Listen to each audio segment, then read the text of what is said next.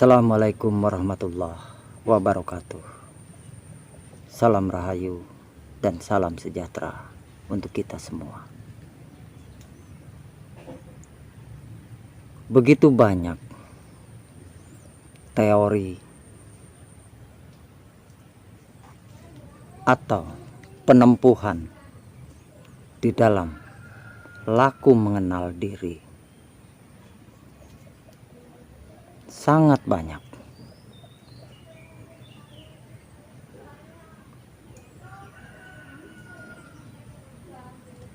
Dan saya ingin bercerita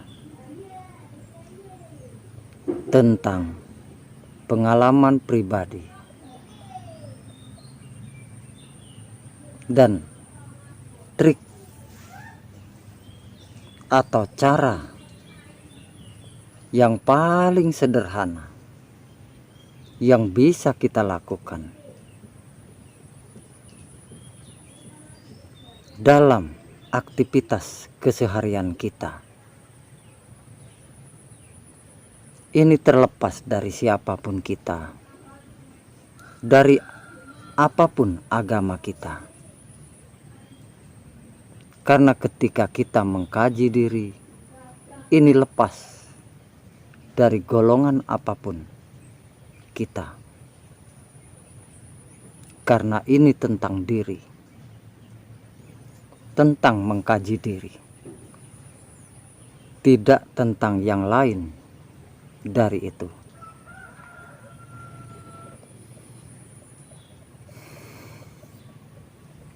Ketika kita berbicara tentang mengkaji diri, maka cara termudah, teringan, dan tersederhana adalah mengingat.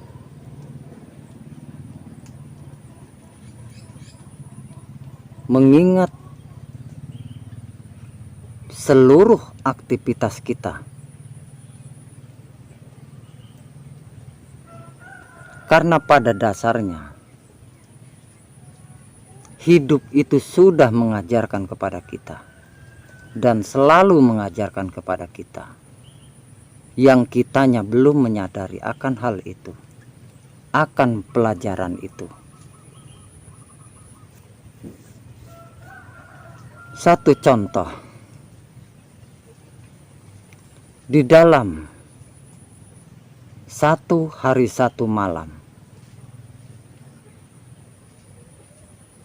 karena ketika kita belajar mengkaji diri, itu bisa dihitung, harus bisa menghitung per detik hidup kita, menyadari per detik, per jam, sampai datang ke per hari. Ini teori yang sangat sederhana yang saya lakukan dan masih terus saya lakukan dalam mengkaji diri.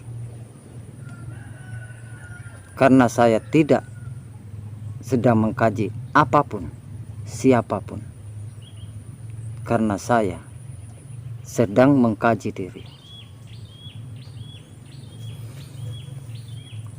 Di dalam satu hari satu malam, disadari atau tidak, tersadari atau belum, hidup itu mengajarkan kepada kita sesungguhnya.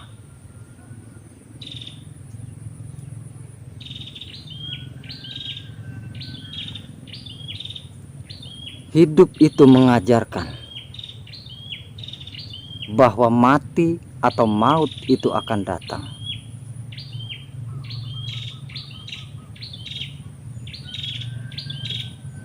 Ketika kita mengkaji diri, mati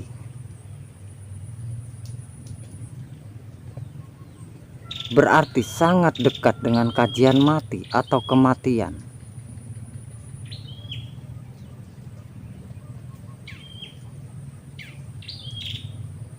Di dalam satu hari satu malam, itu kita okelah untuk menyederhanakan,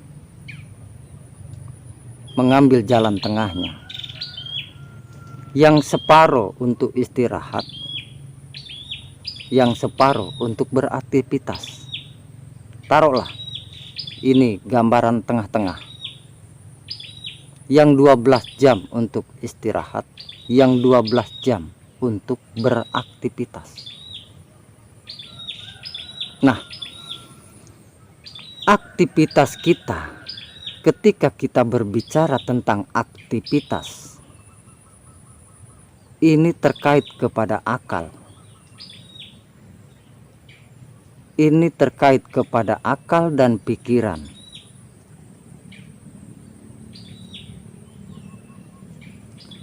Ketika kita berbicara sadar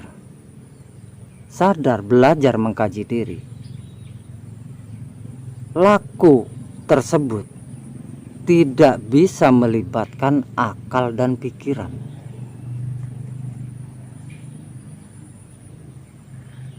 Di sini bedanya sebenarnya. Kita semua mengalami. Nah, padahal hidup itu mengajarkan kepada kita, ketika kita tertidur, mati. Kita itu mati sebenarnya. Ini pembelajaran hidup dari langsung dari hidup, yang mungkin belum tersadari oleh kita. Coba renungkan. Hidup, ketika kita tidur, hidup itu tetap aktif. Hidup itu tetap hidup. Tak sedetik pun hidup itu mati, karena hidup itu abadi.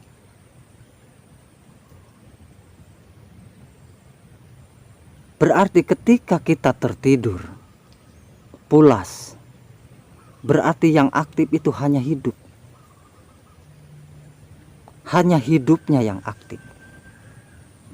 Selain dari hidup, semuanya non-aktif.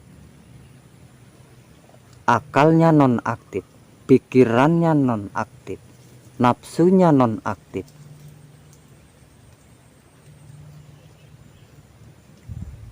Pamrihnya non-aktif, egonya non-aktif, dan arogannya pun non-aktif. Artinya, kita itu yang mana? Di sini kan sudah jelas. Kita itu yang ingin inilah, kita itu yang ingin itulah. Kita ini adalah ego, pamrih, dan arogan. Kita itu adalah nafsu. Kita itu adalah akal dan pikiran. Ketika tidur, itu semua kan non-aktif.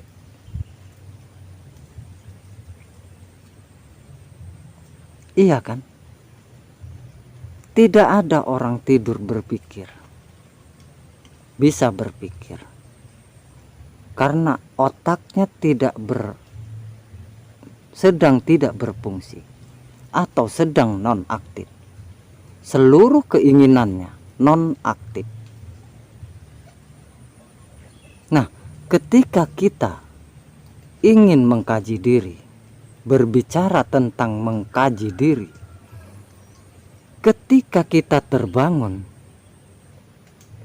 dari tidur tadi yang seluruh nafsu itu non-aktif, ketika terbangun pun kita harus tetap menonaktifkan itu.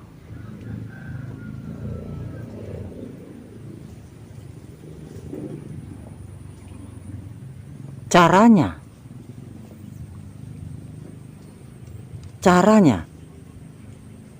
kalau kita berbicara yang singkat, dalam 24 jam saja yang kita bicarakan, dimulai dari terbangun dari tidur. Dimulai dari situlah hidup kita itu dimulai. Hidupnya nafsu itu dimulai. Karena kita itu adalah nafsu. Seluruh yang berbagai macam jenis namanya, yang intinya nafsu. Itulah kita yang sebenarnya. Nah,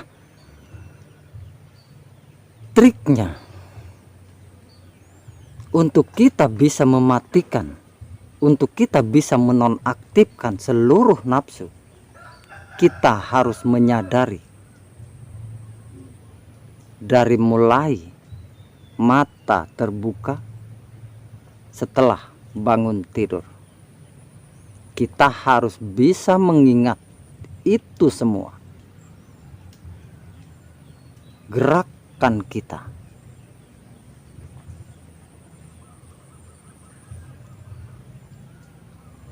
Sampai waktunya istirahat itu tiba.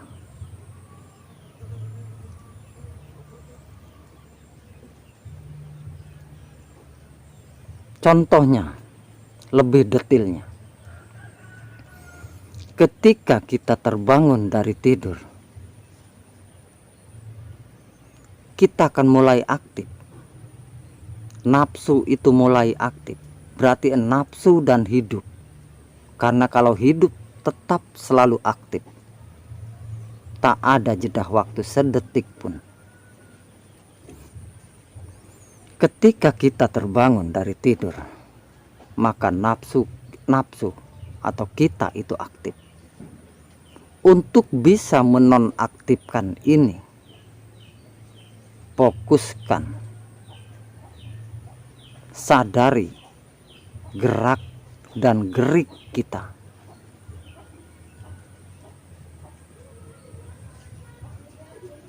Dari mulai mata terbuka, sadari itu. Apakah tangan kanan dulu yang bergerak? Apakah tangan kiri dulu yang bergerak? Apakah kaki kanan dan kaki kiri dulu yang bergerak? Sampai kita sadar untuk melangkah. Setelah itu apa ke kamar mandi? Apa terus sarapan? Apa terus ngopi? Apa terus beraktivitas lain? Itu seluruh harus bisa kita ingat. Harus bisa kita ingat sampai datang waktunya kita tertidur kembali. Ini cara yang sederhana, yang paling sederhana, yang bisa dilakukan oleh kita, siapapun dari kita. Kalau kita beraktivitas masak di dapur, itu bisa melakukan ini dimanapun dan siapapun kita bisa melakukan itu. Ini cara termudah, cara terdekat untuk bisa mengenal diri. Karena sesungguhnya ada misteri ketika kita tidur. Ada misteri sebenarnya ketika kita itu tertidur, yang kita belum sadari, apalagi kita ketahui.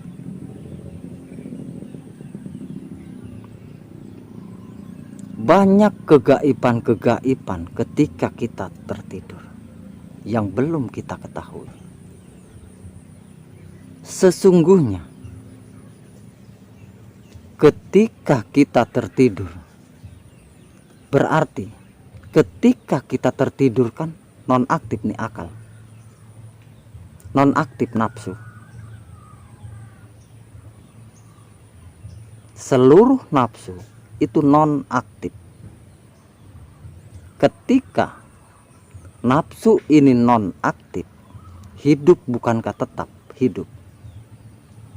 Dan hidup ini ada sumbernya dari Maha Suci Hidup. Ketika nafsu itu tertidur, maka sesungguhnya hidup ini sedang bertemu dengan Maha Suci Hidup. Apa yang mereka bicarakan? Apa yang sedang dibicarakan? Nafsu kan tidak tahu. Untuk tahu ini, kontinyukanlah laku untuk tidak melibatkan nafsu di dalam setiap gerakan kita. Gerakan tersebut, gerakan wujud. Ketika hidup dan Maha Hidup ini bertemu, ini sebenarnya sedang merancang untuk besok pagi. Seluruh kebutuhan di besok, di esok hari sedang dibicarakan. Dan tugas inilah untuk bisa mencukupi kebutuhan tersebut. Yang sesungguhnya jati diri kita, asal usul kita ini sedang berbicara tentang kebutuhan esok hari. Seluruh kebutuhan di esok hari, kegiatan di besok hari itu sudah terangkum di sini secara lengkap dan detil.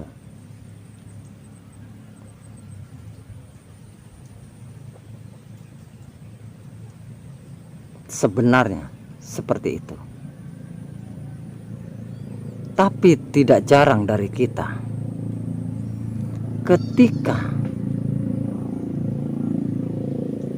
kita terbangun, berarti terbangun juga akalnya, terbangun juga nafsunya. Ketika nafsu pun ikut terbangun dengan terbangunnya wujud, maka hidup terdiam. Jika nafsu terbangun, hidup terdiam.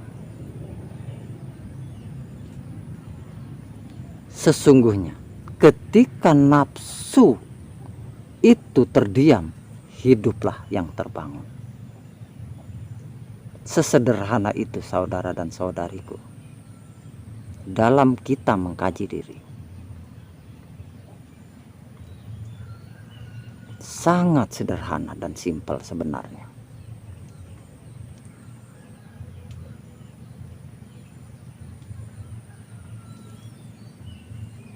Jadi ini semua hanya tentang kebiasaan. Merubah pola pikir, merubah kebiasaan kita yang selama ini sudah menjadi kebiasaan kita.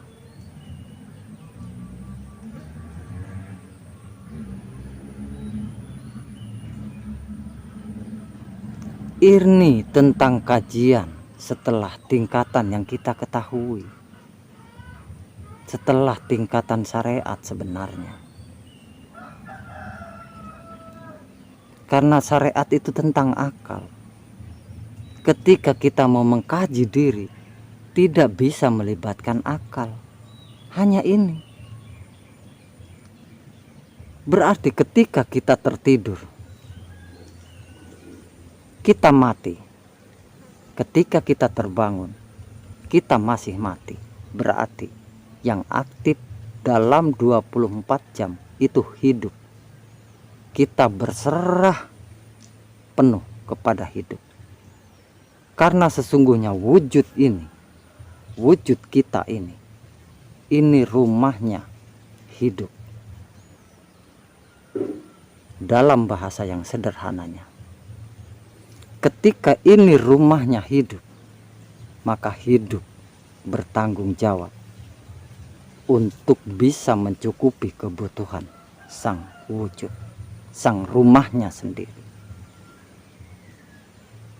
Tidak mungkin sang tuan rumah akan mencelakakan rumahnya Tidak mungkin sang tuan rumah akan mencoret-coret rumahnya sendiri, mengotori rumahnya sendiri. Ini bahasa yang paling sederhana. Ini cara yang paling mudah, yang paling ringan. Karena bisa kita lakukan dalam semua aktivitas kita.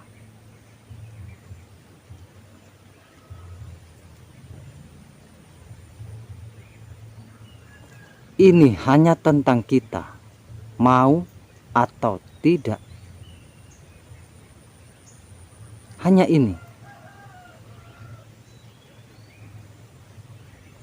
Ketika kita mau mengenal jati diri, mau tidak mau, kita harus menonaktifkan seluruh yang bernama nafsu. Di dalam diri kita itu ada nafsu baik dan ada nafsu buruk. Jangankan nafsu buruk, nafsu baik pun harus nonaktif.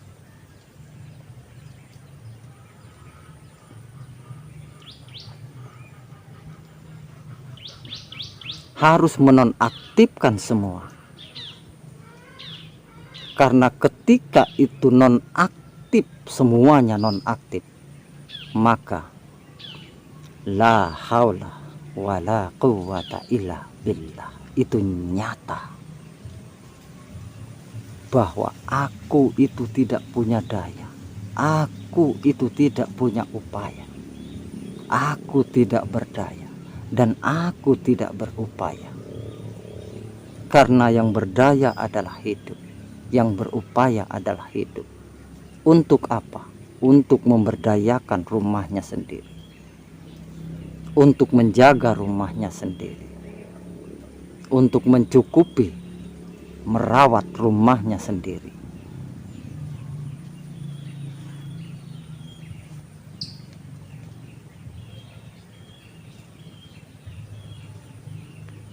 Seandainya kita bisa seperti itu, ini loh yang dimaksud tiada daya dan upayaku. Ini nyata sekali saudara dan saudariku. Tak jarang kita mengucapkan tiada daya dan upayaku, melainkan karena daya dan upayanya. Tapi akal masih digunakan, masih menggunakan akal dan masih menggunakan keinginan atau nafsu. Padahal sungguh nafsu itu tidak berdaya ketika ditinggalkan oleh hidup. Bukankah di sini nyata sesungguhnya yang berdaya dan yang berupaya adalah hidup?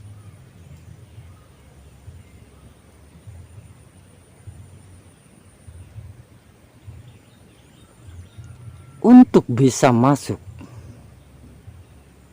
ke dalam la haula wala quwata illa billah, kita harus berserah secara total. Nafsu harus berserah kepada hidup. Hanya itu.